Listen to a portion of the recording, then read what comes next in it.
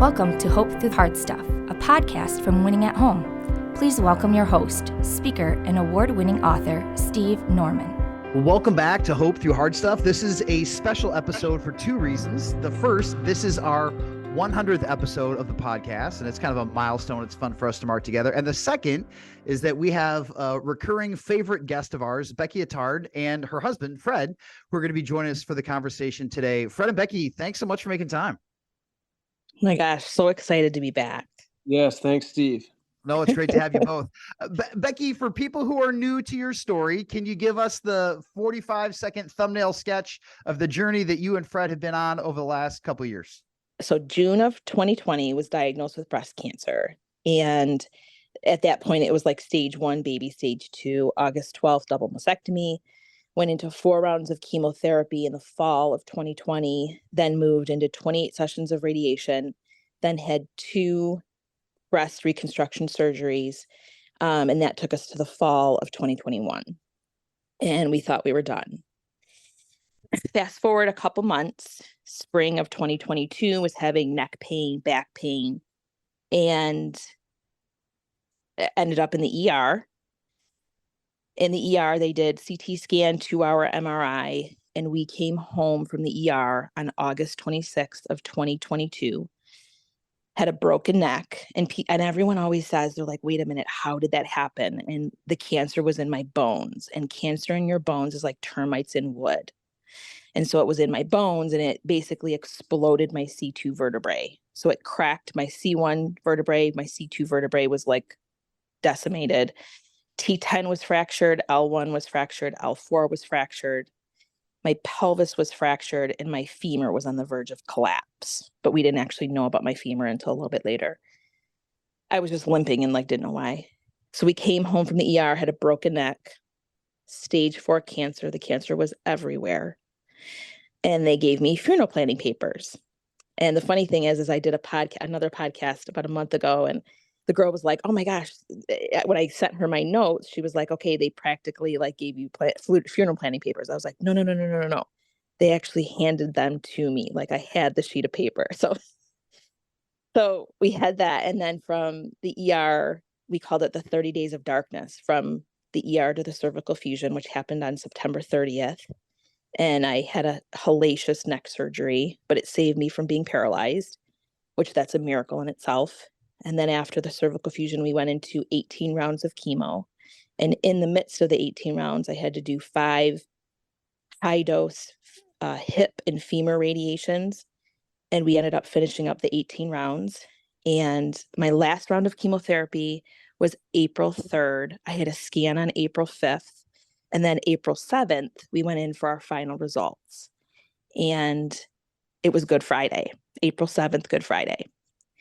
And I remember dropping to my knees, and I was a train wreck on that day. I was shaking, and I grabbed my Sarah Young devotional, and I talked about this on our last podcast. I remember asking God, and sometimes I think at least I am afraid to ask God for something, because sometimes I'm afraid he won't show up. And I remember asking God, please give me a verse here that kind of gives me comfort, right? And I opened up my Sarah Young devotional on April 7th. The verse of the day was Romans 12:12. Be joyful in hope, patient in affliction, faithful in prayer. And that verse had been my theme song since day one. And that was just the biggest breath of fresh air that I could have ever had on that day. And so we went in on April 7th to the oncologist, and he walked in and he said, he had this huge smile on his face, and he said, your blood markers, your tumor markers, and your scans are better than we had anticipated. And we took a breath. And that was in April. And so it's been a few months, 7 months, 8 months since treatment ended, and I'm recovering well. And I'm in something called maintenance treatment. And it's funny because people always say how are you doing? How are you feeling? Or whatever. And I'm doing well. I'm recovering, but it's going to take time, looking back, and even preparing for this podcast. I did it a lot. Have you ever gone through like a little bit of a traumatic like day or emergency, and you don't really process what's happening until later on? And I think I've really started to like process what really happened. But I can honestly tell you,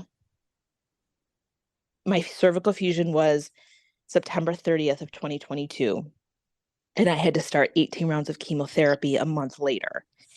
And at that point, 4 weeks after the fusion, I mean, I was still at the point where going to the bathroom and taking a shower was very difficult.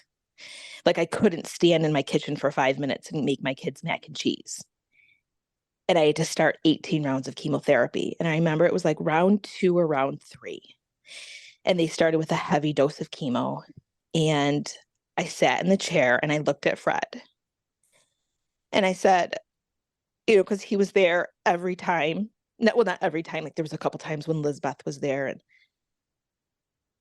I looked at him and I said, it's very clear to me how people can let go of the rope during all of this, when they don't have the love and support that they need. And I truly believe from the bottom of my heart that behind every cancer patient that makes it through, there's someone behind the scenes that's holding it all together and moving life in the right direction and keeping the cancer patient from just letting go. Because, and what people need to understand is like, when you're being like pounded with surgeries and you're being pounded with chemo, like, you're not of sound mind, if you will. You're not like firing on all cylinders, if that makes sense. Mm-hmm. You're like barely functioning, decimated, can like barely, you're not really like living your best life, if you will. And that was Fred for me. Fred really, people have asked me, they're like, who was your person through all this? And I was like, Fred. He really got me through, truly. Fred, let me ask And you, when Becky references those 30 days of darkness, what kind of headspace were you in when all of that was unfolding? Oh my gosh. See, it was such a great area for us that, first off, it's not only say disbelief, it's the trying to understand, is this really happening, and trying to process everything, and then trying to process, okay, this is happening, but what about the rest of our life? Like, there was a point in time where I was like, oh my gosh, we have kids, we got to take care of our kids. You know what I mean? Like, Sure. The focus was so much on her and, what's going to happen next, or what may happen, or what may not happen, that it was such a great area for us. Like, we talk about it, that we really don't, not to say I don't remember much of it, because I think I was in such a tizzy of, how are we going to plan the next month, the next week, the next day. So, yep. Fred, what do you say to families, particularly, again, we're talking specifically about breast cancer, and we all know 1, 2, 9 people who have been afflicted by this horrible disease. Fred, what do you say to other husbands or dads who are just starting a journey of standing with a wife, a spouse who just got a diagnosis? Like, what word of encouragement or challenge do you have for them when they're just feeling overwhelmed? Maybe they're in that kind of just solely running on adrenaline, having a hard time putting one foot in front of the other. What advice do you have for those guys today? I think the first one is breathe, because that was one thing that I didn't do for a long time. It was, trying to run on adrenaline. So I would say breathe, and just not take it in, but understand where you're at. And one thing that helped me was to kind of seek out some other men that had been in that situation before. And I think for husbands or guys in the situation, like, it's kind of a hidden thing. Like, I didn't know that there were so many men that I knew, or husbands that I knew, that had gone through this, and until they started reaching out to me, because it wasn't a public thing for them. You know what I mean? Right. And I don't want to say we swallow our pride. I can say that we do swallow our pride. We try to take things on our shoulders the whole time, and it's okay to ask for help. It's okay for someone to take. It was okay for someone to take Becky to therapy, where I thought I was the one that had to do it, because that was my role and that was my responsibility. So I would say the first thing is really just breathe, and then seek out help if it's available. It's always available. It's just a matter of where. Fred, who were some of those guys who reached out to you, and when they did, what did they say? So it was funny because there was a guy that I went to high school with. He was a year older than me, and during Becky's double mastectomy, I was at the hospital by myself. It was, it was a 7-hour surgery or something like that.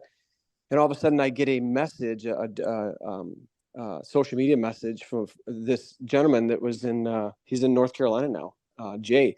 And he reached out and said, "Hey, listen, man, my wife went through the same surgery, and he started a conversation, and probably for 2 hours of that surgery, we were going back and forth. And I was like, oh my gosh, he's probably working. I'll probably take his time. But that was such a sense of relief for me during that time. Because and this was back in the first round. Wave of COVID. It was a wave of COVID. And Jay was just, words of encouragement, giving me next steps, what he did. And it was just a relief because at that point, I had nobody. Like, I was holding everything in. I had a couple people that had a significant go through cancer that had reached out, but it wasn't like he was the first kind of husband of a breast cancer survivor that he had reached out. So I was super thankful for that. So good. I think that every couple obviously process these things on their own. And I know you guys are people of strong faith, and that was a key component of you being able to go through this. Fred, how did your faith develop in its own way? Like, how was your journey similar to or distinct from Becky's as she was trying to figure it out? I would say, obviously, we've had, our faith is strong, but I've never been tested. And I think this was the first time that I've been tested on my faith of, okay, is God really going to be there for us? Is he, you know what I mean? Like, and I think that the first time that I was really tested. So the thing that I've always struggled with was, how you always talk about winks from God and recognizing God's presence and knowing that he's there. And, I heard someone say the only way you can hear God is if you're actually talking to him. And it was during this time where Becky was kind of getting these little winks from God with, her other podcasts talk about the little things that when God shows up. And I think that was one thing that kind of opened my eyes more during this process, was understanding that he is there and that he is wholesome and that he is, with us, if that makes sense. No, that makes 100% sense. Becky, how would you say that, like, your ability for you and Fred to connect about emotional or spiritual things evolved or changed or shifted over the course of your journey this last 2 years? I mean, obviously we've had faith our entire life, but we've like Fred said, being tested, like, we've never been at a point where we had nothing but God. And even though there was so many times when we were like desperate, there's something very special about everything in your life being like not stripped away from you, but literally having, like, it didn't really matter how good my brain surgeon was. It didn't really matter how on point my oncologist was. We knew that it was going to take a miracle to be where I am today, and being at that point. In looking back too, there was like a fork in the road of, when I came home from the ER and we knew, like, okay, this potentially could be my last Christmas. I mean, we knew that. And to the hardest part of the whole thing, I feel like, was stepping out on faith and standing against all of that. Mm-hmm. And instead of saying, okay, we're going to accept this and,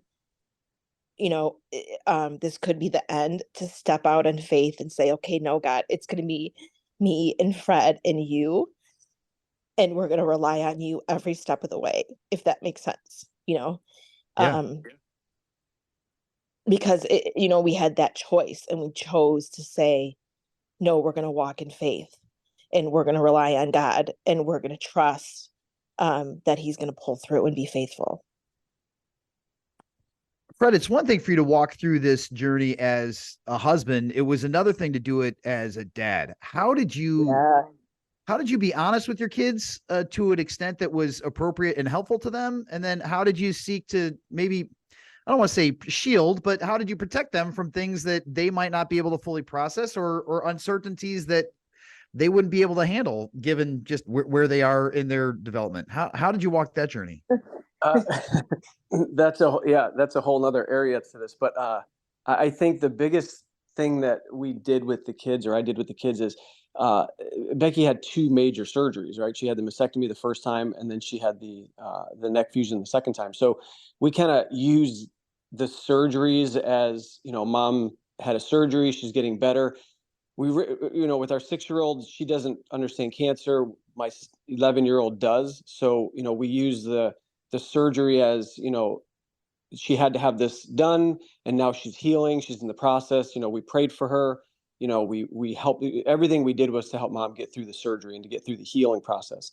But my 11-year-old knew more about cancer because he had heard about it. So I think it gave us a chance to have deeper conversations with him, and to let him know that, even though the surgery is here, God's helping her get through this. And we kind of use the surgery as more of a way through that.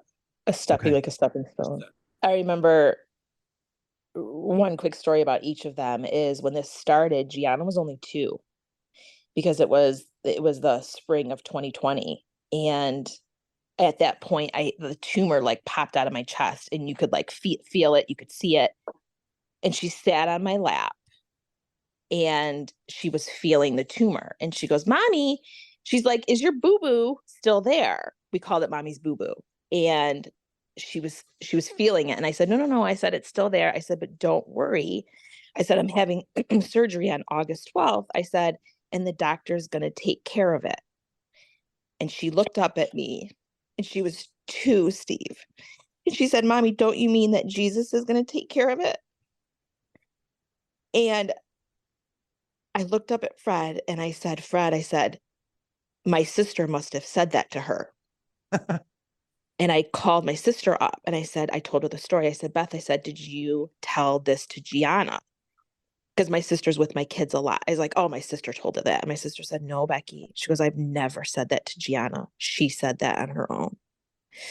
And then there was it was right before the surgery, and Marco at that time was 7. And he said, and I was like, "Marco, don't worry." I said, "everything's going to be fine." And he's like, "But Mom, what if this cancer spreads and makes you weak and kills you? Or, what if it spreads and makes you weak?" And I was like, "Oh, he does understand this a little bit more than we were giving him credit for." So we had to take it as one day at a time with our kids, if that makes sense, because we didn't want to give them too much information, because Steve, to be honest with you, we didn't know much information. Mm-hmm. We were just taking it one day at a time and as it came.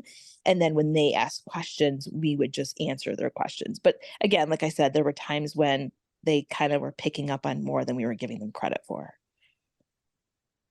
Wow. And how did you see them change over the course of the journey? Like how did they grow? How did they develop a ability to navigate uncertainty or worry or anxiety as they watch you go through this? Fred, go ahead. I think Marco took more responsibility. Yeah. As a 8, 9, 10-year-old, 11-year-old. Like I think I want to say think, but he took more responsibility, knowing that, he saw Becky on the couch a lot, resting, or in bed resting. And I think he started to, I don't want to say mature a little bit more, but he started to take care of himself a little bit more, started to take care of his sister a little bit more. Yeah. Becky, I don't know about Gianna. I mean, she's been a wild, she's, through the whole thing, but she's the free spirit and the wild one of the family. Yes. Yeah. That's awesome. Every family needs one, for sure. Oh man. So what has the maintenance mode been like? So you said that you had, great news back in April. What has been the follow-up like? What's the prognosis going forward? So I get tumor markers once a month, and Okay. so for everyone listening, everyone has a certain level of cancer in their body, and everyone hates when I say that. So if Fred were to get his blood taken and they would run tests that would show a certain level of cancer in your body, but there's a there's a safe zone and there's a not safe zone, if you will. So they take my blood every month and make sure that I'm in the safe zone, which both of my markers are. And then I get scanned every 3 months. And then I'm basically on hormone blockers, and they give me a shot, which is basically puts me in medical menopause, if you will. And I'm in a very, very tight leash. But I did say to my oncologist a little while ago, I said, Dr. Margolis, I said, I'm starting to live life like a normal human again and not obsessing about this every single day. And I said, I will never miss an appointment. I will never miss a scan ever. I said, but I'm starting to live normally again, somewhat. And he looked at me and he smiled and he said, easier said than done. He goes, and I'll see you next month. So, and again, like I said, people are always asking, how are you doing? How are you feeling? And that's my answer. Like, I'm starting to function like a normal human being again, but it takes time. You said you go back for scans every 3 months. So how many rounds Yes. have you had since your April appointment? How many scans? Yeah. Well, we had a couple extra ones in there. Okay. But I've had babe, 4 scans, and I have one coming up next week, I think. I think so. Yeah. And they always look for new growth. They always look for, all that stuff. And every scan so far has been great. And given all that you have been through, does it ever get like nerve-wracking or triggering to go back there to do it again? Or are you just kind of into a rhythm now where it's your new normal? No. I'm in a very, very tight leash. I mean, even though I'm still starting to function like a normal human, I mean, I'm still on a tight leash. And no, I mean, I have my scan, and I'm going to be like a little bit of a wreck, but obviously you just have to put one foot in front of the other. Because obviously you go back to the what ifs, what if, but you can't, I'm starting to like not focus on the what ifs. Like, I'm learning that that's just a very dangerous place to be. So we just put one foot in front of the other and do what we need to do and take it as it comes. Fred and Becky, you've both talked about how other people have been really gracious to share their stories with you. Now you're having an opportunity to share your stories with others. In what ways have you seen God use your story to be a gift to other people who were scared or stuck? Go ahead, babe. No, you go ahead. Well, two things is, like, I was just at a football game 2 weeks ago, and I ran into a teacher at the school, and she's like a sister of a friend of ours. And she said, have you heard about my brother? And I said, yes, I have. And she was just telling me a little bit, and I told her my story. And I said, I told him what I just talked about. Like, it's so difficult when you're in a space of desperation to stand against that, to turn away from it, and just to look at God and say, no, we're going to trust in you, and we're going to have faith in this. And so we just talked for a while. And before she left, she goes, I didn't want to come to this game. She goes, I just came because it was a playoff game. She goes, but now I know why I came. She goes, because I needed to talk to you, because she said, I'm scared, and I don't, this is obviously a terrible thing that's happening with my brother. She said, but thank you for telling me a little bit of your story. And I said, you're welcome. And she left. So that's the first thing. And then the second thing is I'm writing a book right now. And I just feel like cancer can be very lonely. Even though I told Fred, the other day, I probably had one of the worst cancer journeys I've ever heard of. Like, who has a broken neck? Like, really? Like, I actually laugh about it sometimes. But I told Fred, I probably had the best support out of Steve, the support that I had, the meal train, the people coming over to clean my house. I could go on and on and on. But I'm writing a book because I feel like when you can relate with other people and say, yes, I've been where you're at, I felt what you're feeling, there's so much comfort in that. And you were desperate. What did you do to, make it through? And so I feel like, and I talked about it on another podcast, like, I always thought that you were in control of your life, and you were responsible for everything in your life. And And that's just not true. Like, I feel like as Christians, we say like, okay, God, send me. There's songs about like, send me and I surrender to you. And, you're in control of my life. But like when that really happens, when God takes your life and gives you an assignment and is like, no, this is what you're going to do. It's like, wow. Right. Okay. So my new life is, encouraging other people and encouraging other cancer patients. So it's wild. Steve, And what's I think, oh, no, go ahead. I was just going to say that as far as, how has it helped others? Like, I have not had any husbands or men reach out to me yet, that happened to me. Right. So to let me know that, hey, my wife is going through this, or my significant, someone's going through this, they know. Because, again, we kind of tuck those feelings deep down in our belly and not bring them out until they're absolutely needed. But one of the things I can say that I've seen is ever since Becky was diagnosed the first time, there have probably been, I'm going to guess, 10 plus women that have reached out to her. Yeah. And just listening to Becky talk to these women about kind of next steps and what to do, not giving any medical advice, just saying, hey, this is what I did. This is what you need to do next. This is what you need to kind of focus on. I've heard the anxiety level of the people on the other side of the phone drop because she's talked to them and she's gone through them. And one thing that I've done is just in my everyday out and about, people ask questions. I'm at the point where I bring it up, not to say poor us, have pity on us, but I've had other people say, oh my gosh, my friend is going through this. And it's, making that one connection, even if it's just a phone call to Becky to say, hey, what do I do next? I think that's kind of a role that we've kind of stepped into now to kind of help others. Yeah, that's so good. Well, we're recording this in November, and a lot of people are getting ready for Thanksgiving. When you guys think about gratitude, how is your understanding of God's goodness or God's faithfulness or the things that you have to be grateful for evolved or shifted since this whole thing started?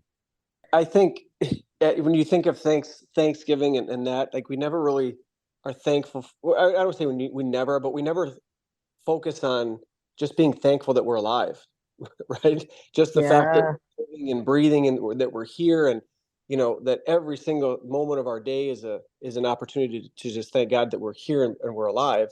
And I think this journey has kind of opened our eyes to say, hey, listen, life is fragile, life is precious, and be grateful for every moment that we have. What about you, Becky? I think with marriage, I always tell people, like, when you get married, a lot of times you're very young. A lot of times you're young and you don't really know what you're signing up for. I kind of, you know what I mean? Like, I remember I was 23 and, you're like on the altar and you say these vows, like, for better, for worse, for richer, for poor, for sickness and in health.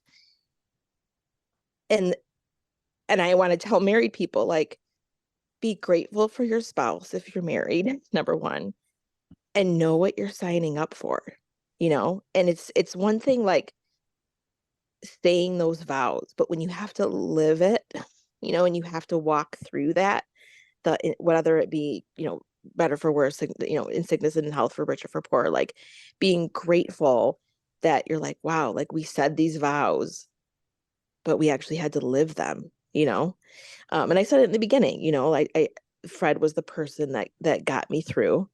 And just little things too, like, I know when things happen in life, things can be taken away from you. Like, I had somebody say to me the other day, they're like, when are you going to start teaching barbell strength again? And I was like, well, I'll never, ever put a heavy bar on my back again. And so there are things that are taken away from me because of this and because of my fusion. And it's funny too, Steve, is everyone always talks about the cancer, the cancer, the cancer, the cancer. And even my doctors, they're like, yeah, they're like, the cancer was one thing, but they're like, your broken neck was really the big problem. Like, that was really, like, it's a miracle I'm not paralyzed. So there's things that have been taken away from me, Steve. I mean, I could go on and on, but like, I'll never put a heavy bar on my back ever again. It's too risky, but I need to not focus on that. And I think a lot of times in our society, people focus on, like, what they don't have, right? Like, or I lost this, or I don't have that, instead of, hey, guess what? I'm still alive. You know what I mean? And I still can do a lot, but even though I can't do certain things anymore, if that makes sense. And was there a grieving process that you had to go through? Because again, you guys are active. Like we met in the whole fitness arena, or was there a season or a part where you're just like, that's really frustrating? Like, I'm really sad that that's not going to be going to get to be something I get to do ever again. Yeah. Fred, do you want to talk about that? Well, it's really more for you. I mean, Yeah. Yeah. I mean, 100%, and I feel like that's funny you say that, Steve, because I feel like now that a little bit of time has passed, like, you have to remember, like, during the seasons of the surgeries and the heavy chemo, I mean, you're not thinking about, like, oh my gosh, I'm so upset right now that I can't fly to Hawaii and have a vacation. I'm so upset right now that I can't train for a marathon right now. Like, those things don't even enter your brain because you're literally just trying to live minute to minute. But Right. now that some time has passed and I've processed a lot of what has happened. I feel like the grieving is a little bit more right now because Yeah. I'm starting to live like a normal human. And I'm realizing, wow, I can't do that anymore. Right. I can't, jump rope or jump or whatever, but there's still a lot that I can do, and I just have to focus on those things. Right. Right. Fred, what was like for you? Because I can resonate with what Becky is saying, that like when you go through like a trauma, like if you go through a car accident, a lot of times, somebody will ask you, are you okay? And you're like, yeah, I think I'm fine, just because you've got so much cortisol running through your system, so much adrenaline. And then the next day you're like, oh, I'm not fine. Like there's some parts that are really sore. When you ran through 24 months of adrenaline, was there a season where you're just like, oh shoot, my body is catching up with me, or my emotional tank has been completely depleted, or mentally I'm feeling tired? Was there ever a moment for you when you got through like those 30 days of darkness and you got on the other side of the surgery, or you got on the other side of the April scan, where you're like, wow, we've been through a lot, and I've got some, maybe some replenishing or re-energizing that needs to happen in my own life for me to get back to whole? Yeah, I would say there was a lot of times, but there, I treat it like, being in the fitness industry for so many years, playing sports, whatever, understanding where we're at, setting a goal and working towards it, and kind of having that single-mindedness, that focus. And I think like the first round, it was, I don't want to say it was less intense for me. The second round was major. Like when we found out what the diagnosis was, that put me in a super hyper focused mode. But yeah, there were plenty of times where after the 30 days of darkness, it was like, okay, now let's settle in and let's start the process. But I think it was probably until January, February time of last year when we kind of turned the corner, started to see the light a little bit. Like there was a time, Steve, where, when you caregive, or when you caring for someone, like my schedule was not a priority. My schedule was pretty much last on the list. So as far as like, I didn't work out during that time. I felt terrible. I was trying to get through, we're eating food that was a blessing, that people were bringing it over, but it wasn't our normal eating. So like everything was shifted. Yeah. But when we started to turn that corner and see that light, and that January, February time when she was kind of getting close to ending her treatment, numbers were coming down. Right. And it was kind of like a breath of fresh air to say, okay, now let's kind of refocus on getting back to living normal. Yeah. And I was just gonna say, and there were many nights where it was, everyone's in bed, I'm trying to wrap everything up for the night, and it was just like, had to take a couple of deep breaths and say, okay, let's just get through tomorrow. You know what I mean? Yeah. Because it was a blessing just to be able to get through that day. Yeah. And I love the fact that you had grace to do that. And I think that when you talk about fitness, one of the great lessons that I had to learn the hard way is like, there's no growth in fitness, whether it's muscular or cardio, without rest and recovery. And I think that a lot of times when we're in crisis mode, we're like, hey, I gotta jump from this set to this set to this set to this set. And again, you can do that for a couple weeks or a couple months. You can't do that for a decade. Like we're No. just not wired psychologically, No. emotionally, physically, spiritually to be foot on gas indefinitely. And for you to be able to say, okay, yeah, there was a time where I couldn't prioritize my sleep or my eating or my fitness the way that I wanted to, but I knew that that was for a season. And then when I had opportunity, said, okay, now it's time for me to get back on track because I can't be fully present for others if I'm running on fumes. Is that fair? That's Oh, yeah. exactly fair. And Steve, I know we're kind of coming to a close here, but I just wanted to talk about two more things. Is one of the things, and people talk about that. They're like, what did Fred do for you? And whatever. And I remember, just a quick story, when we came home from the ER on the August 26th, that night, Gianna was crying for me in the middle of the night. And Saturday and Sunday, and I've talked about this before, those were 2 days, it was a nightmare. And I remember I was having a freak out. And I told Fred, I said, if I'm not here, I said, who's going to take care of her? And, when she's crying. And I was losing it. And he leaned forward and he goes, I was like, Fred, I said, because when you're 5 years old, I said, sometimes you just want your mom. And he leaned forward and he goes, babe, he goes, I will take care of them. You know that I will. And I was like, I know that. And he said, babe, he goes, stop. He goes, you have one more day of this. Cause I was like at the point where, like, hey, we need to put her in a padded room by herself. You know what I mean? Like I was losing it. And he goes, you have one more day of this, which was Sunday. And he goes, the battle begins on Monday, because we had already had our appointment scheduled with our radiologist. So we knew where we were starting on Monday. And Fred always had a way, because I told you, like, when you're being decimated by treatment and surgeries, you're like not of sound mind, right? And Fred always had a way of, when I was losing my mind, of like stopping me in my tracks, right? And you always talk about not falling into despair. Like there were times when I was like jumping off a bridge, like falling into despair, and he was like pulling me back, like, no. Like he would stop my thought process. If I was like rambling on in fear, he would like stop. When I was like losing it with, that during the 30 days of darkness, or having like a complete mental freak out or breakdown, he would be like, okay, babe, the next step is this. Or, hey, stop what you're doing right now. Stop talking and focus on this or that or the other. There was always that replacement of the fear and the worry and the anxiety with a positive.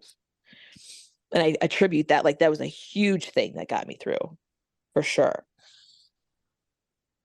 That's great. Becky, any other thoughts or ideas or encouragements you have for other people who are walking this path these days? Freddie, you want to take that one? You take that one first. I'm thinking. Okay. So just last thing is, I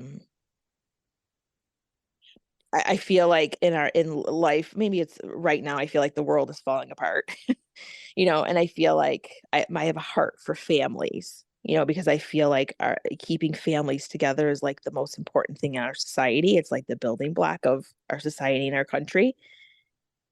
And I feel like there's so many things that can rip families apart. The truth is, I was at my plastic surgeon's office the other day, and one of the nurses said to me, because I was telling her just about how Fred really just got me through it.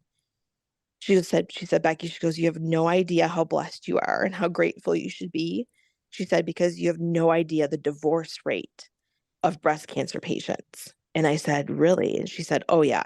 And I actually personally know people who got diagnosed with breast cancer and their husbands split. Like it's a thing. And I remember being in the ER, and I had to stay there by myself. And so it was like, no joke, like midnight, 12:30. And Fred and I had been there since like noon, and we hadn't eaten. I had nothing. Like I didn't know I was going to stay. And I remember we were both in complete shock, like literally just staring at one another going, what in the world is going on? And he held my hand. And before he left for the night, he said, baby, he goes, we're going to do whatever it takes. And I remember just looking at him, and I was so scared. And I had no idea like what was going to come over the next, 6 months plus. But I remember telling him, I said, I promise you, I promise you, Fred, I will do whatever it takes. And I feel like in our society today, a lot of people bail on things. And I feel like marriage is hard. Kids are hard. Maybe you have an addiction problem or whatever. And to overcome these major things that people have to deal with, I feel like you have to commit to doing whatever it takes, because cancer is relentless. And I was prepared. I was like, I am going to come at this with everything I have.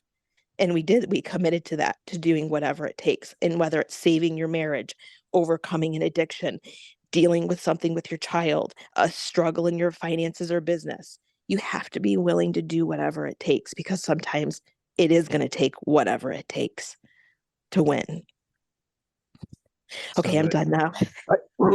I should have went first, because now mine's going to sound really weak compared to what she said. But I think the same thing is just, put the blinders on and go. Yes. When you're in a situation like this, it's, that fight or flight kicks in, but staying stagnant does nothing. And whining and complaining does nothing. It's, it's trusting God and move forward, put your blinders on and move forward. Lock hands with you and your significant and God, the three of you, and move forward and go from there. It's awesome. Such great words to end on.